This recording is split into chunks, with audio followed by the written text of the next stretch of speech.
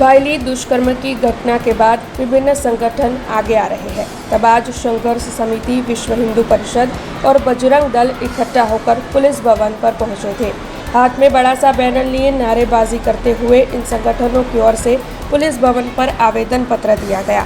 दरअसल सबसे पहले तो इन संगठनों ने 48 घंटे में पुलिस ने जिस तरीके से आरोपियों को पकड़ लिया है, पुलिस की कामगिरी को सराहा। लेकिन उसके बाद वडोदरा शहर को और सुरक्षित बनाने के सुझाव देते हुए संघर्ष समिति और संगठनों की ओर से पुलिस भवन पर आवेदन पत्र दिया गया। આપણે સૌ જાણીએ છીએ કે છેલ્લા 4 દિવસ પહેલાં ગુજરાતી તહેવારની શરૂઆતથી જ બીજા દિવસે એક બાળકી સાથે જે પરપ્રાંતીય વિધર્મી મુસ્લિમો દ્વારા જે જધન્ય રેપ, સામૂહિક રેપ, સારા જગતને શર્મસાર કરે એવી ઘટનાને જે અંજામ આપ્યો છે, આ ખરેખર વડોદરા શહેર માટે શર્મનાક છે। વડોદરાના 25 લાખ લોકો આને જાહેરમાં સજા મળે અને જાહેરમાં સજા એટલે આપવી જોઈએ કે આ 140 કરોડ લોકોની અંદર પણ આવા જધન્ય અપરાધી માનસિકતાવાળા લોકો છે।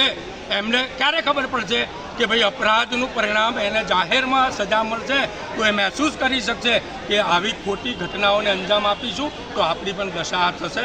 हमसे जुड़े रहने के लिए हमारे YouTube चैनल को सब्सक्राइब करें और नई वीडियो की नोटिफिकेशन के लिए बेल आइकॉन को दबाएं।